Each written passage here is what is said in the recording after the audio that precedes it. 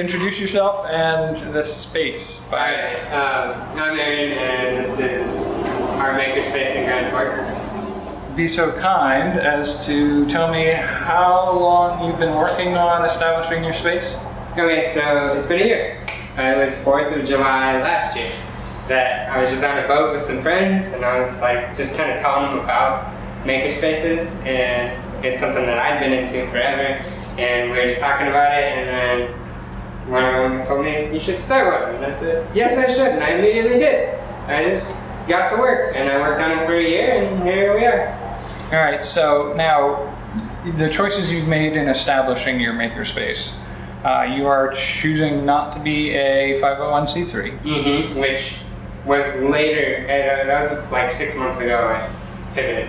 I was pursuing 501c3, spinning my wheels on it for a good long time. A lot of it just with, I have a lot of passion and vision for it, and it's not necessarily easy to get people who will be on board members who will be consistently helping me out with it. And so the board was tricky to keep going, and then also just, it's a lot of work setting up a 501c3. And so I don't think we'll be fundamentally all that different in how we operate. It's just a matter of the flexibility and nimbleness and ability to adapt to fit our circumstances and pivot if we need to figure out a way to keep the place going. It just gives us more flexibility to do the LLC route. All right, and so now, what's your basic aim for, I don't want to pin you down too much if you have to make adjustments later, but what's your basic aim for membership and how you're going to handle that part? So like for numbers or for? What are you aiming for numbers of members, hours of access, costs? Are you going to do a tiered system? Are you going to do something like a weekend warriors and a weekday warriors program? Okay, so my main focus when setting it up was to keep it like as administratively light as possible. So like membership tiers, I kind of threw that out the window right away just because I didn't want to have to worry about administrating that. And so it's just one membership. For our region, I priced it out and figured out $68 a month was a good number. So $68 a month for just an all access for whatever our operation hours happen to be. Right, we're starting out, it'll be limited later in the afternoons and evenings when most people want to work in here. We'll do that, and then the goal being to get to 24-hour access, but again, just like we're figuring out the kinks with our membership stuff, with that early core group, we'll figure out how to most securely and safely operate as a 24-hour access facility, and then have to get our insurance company on board with that as well. All right, so you've lined up things like insurance and stuff like that, and you don't own the property, you're leasing it. Yeah, we are leasing it. Yep. And with a really friendly lease agreement that gives us a lot of freedom, so it's cool. And do you have a number of like pre-signed up individuals, or are No, so we ran a Kickstarter campaign in an attempt to fund it that was unsuccessful. I had an $18,000 goal, and we got like 13 something, and but of that group, it was 79 backers, and half of those signed up at a level of that was a membership of some sort, some increment of membership. And so of those group of people, I have people who are excited and ready to sign up, and so that was super helpful and in gathering that kind of pre-commitment, but nobody's actually signed up yet. But a lot of those folks have been dropping in and lending a hand and helping us get going and asking what ways they can help if their schedule doesn't work out. So it's been a very involved community, and the people are there to make this happen. All right, and speaking of people making this happen, do you have some organizations in your community that you mentioned that might be helping out? Yeah, so we're working with our Economic Development Corporation and the Small Business Administration, and I got mentorship from the SCORE office, which is a branch of the Small Business Administration, early on in building my business plan. And so there's been a lot of people helping out, and there's organizations that we want to partner with too to just benefit each other mutually. Like the Scouts, the Boy Scouts and the Girl Scouts both contacted me, wanting to do like their derbies and stuff here, and I think that'll be really fun.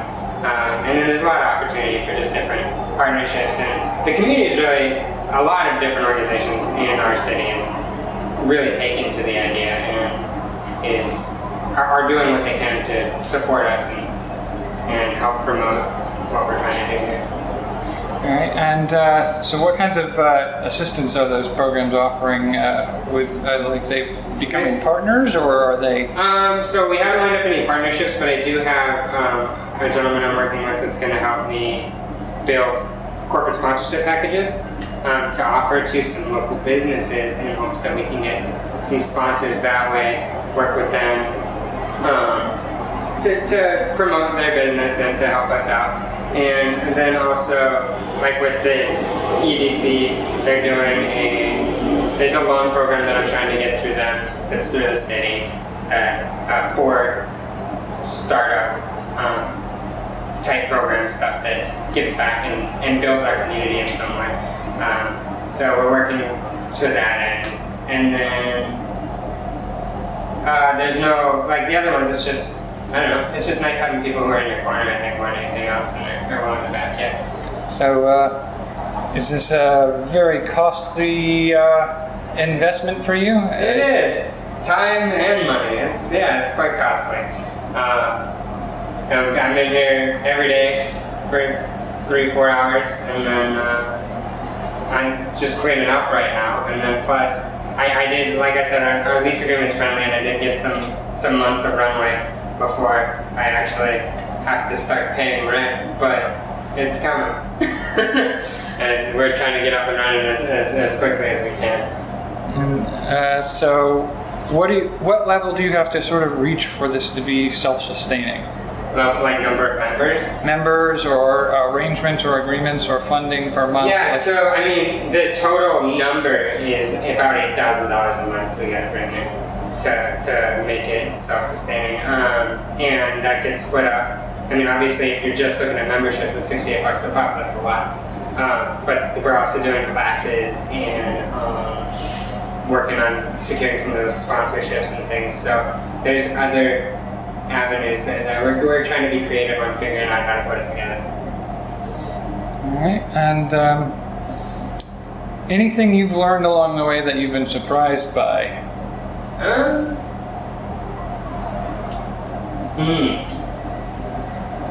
I mean, lots of little things. I'm still learning all kinds of stuff just about the community that wants to use it.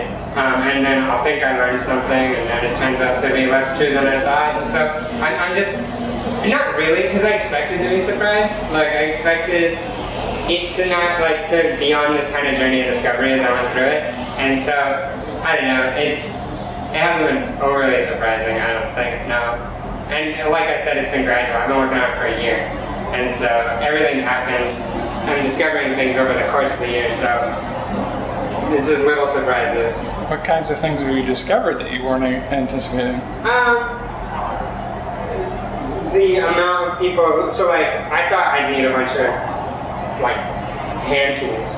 And like I was gonna have to go get these cabinets of all these hand tools, and like almost everybody's like, we have hand tools, get us big machines. And I'm like, oh, okay, big machines it is. And just things like that, like where I can, and then just how much support we have from the community is just cool. Like the people who, they don't necessarily need me to be this polished, up and running, beautiful, super posh place to work. They just want to come in here and tinker around. And how many, like, I thought that there'd be more of a selling point too between, like, you know, STEM education side and all these, like, ways it gives back and benefits the community. But in the end, like, almost everybody who's excited about it is somebody just like me who just wants to tinker and play and make things. And so just the demographics and the people who are excited about it it's been a little surprising, yeah. I thought it'd be a bit more broad. So do you have plans for education and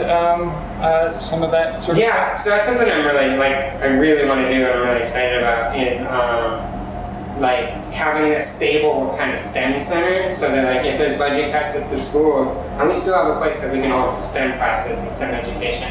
And that's something that I've had some brief conversations with some educators on, but that we're pursuing, and even I've talked to several like homeschool groups and folks who obviously they're not going to have a STEM thing set up for a homeschool group, so just trying to build something that can support them as well, and just finding new ways to kind of just integrate making and hands-on learning into our community and strengthen our education system. As I go to makerspaces, I usually have this one thing that I do that I ask each space, what kinds of things are they interested in learning from other spaces as I go forward? Are there any things you particularly are interested in learning?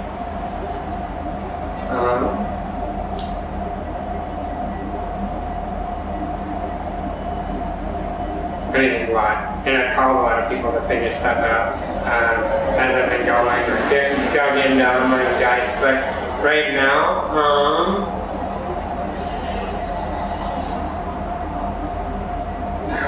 what's pressing is the question. It's a tough one. It's tough to narrow it down more than anything else. You can kind of rapid fire list them off if you want. Okay, sure. Yeah, like I'm interested in like the scheduling stuff. How they manage time well as a group grows, how they like kind of promote community among different interests and different trades, and I don't know, like keep a sense of community, how you get people involved from your broader community, what your outreach strategies are for bringing other people in. Like, see, it's a lot, but it's almost all of it's like that intangible, like how do you motivate people to want to get involved in making, or educate them, or even just get them to discover that about themselves, that wait, this is fun and really cool, when they might not have thought about it before. They might be used to spending their time another way. You might find this slightly heartbreaking or reassuring, but Yeah. every established space that I've talked to has pretty much asked each of those questions as well. How do you outreach to the community? What kind of educational programs are you offering? How do you benefit the greater community? How do you get the word out about what a makerspace does and what it can do for the community? Here's one that you didn't ask that you may ask in a year or two is, how do other spaces deal with burnout? Because there is a tendency for spaces to rely heavily on core members or leadership and use them to the degree that they're an expendable. They're like the sandpaper on the sanding discs. You use them up, you throw them away, you get a new batch. And there's a tendency for that to chew through some of the core population, and there's some curiosity as to ways of maybe mitigating that tendency. And Right. I've got some responses on some of that. Okay, well no, that's definitely interesting. So like basically those are the main questions I get from a lot of places. So you That's kind funny. of got them all right.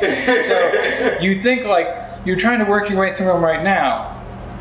You'll still be working through them when you've been established for 2 years. Okay. So I don't know if that's heartbreaking or reassuring. Yeah, it is what it is. You'll be figuring it out all the time through, and I don't think Yeah. you'll ever fully resolve it. You'll work out some things, and you'll switch, and you'll change, and you'll adapt. And I think you might have a slight advantage at not having to adapt through a clunky board. But I'm hoping that provides some flexibility. all right. So unless there are other things you want to mention specifically about your plans for the space or your experience in trying to establish a space, you can hit with closing statements, and we can call it a night for now, I guess. I mean, I guess I could have a ton to say on like kind of what why it's taken a year to get to this point, and what kind of some of the planning stuff that could probably expedite it for some people, and I'll probably just try to write some of that down and make it available. Because I actually already wrote up a whole thing on like why, like 6 things I learned from failing at Kickstarter. Because like I feel like I could have made it work, and I just did it incorrectly. But then I also went through that process of like, Kickstarter might not be the best platform for a local thing. Because if you've done all the steps and like done everything right to make a successful campaign, you're almost there. Like just launch your own campaign locally, host it yourself, don't pay Kickstarter their 10%. You know, it's like all my traffic came from Facebook to go straight to Kickstarter. Like they found like all of it. So it was just a pass through. It could have just as easily been my website. So I mean, it's just, that's something I learned. And I know that I'm not the first makerspace to try to kickstart, and I won't be the last. And so that's kind of a word of caution on that front. And then, I'll try to get some tips on ways to do better. Like one thing I learned during my Kickstarter campaign was that I have like no traffic on the weekends. Like nobody donated on the weekend. So if you can time your campaign to take advantage of the big spikes that come at the beginning and the end to happen during the week, you're better off. I did the exact opposite. I'm thinking, oh, weekends, nobody's busy, they'll be on the thing. No, they're not. And things just fart out and they're not good. Alrighty, so if that's everything, I appreciate your time, Uh-huh. and I will talk to you later, I guess. Awesome, thanks.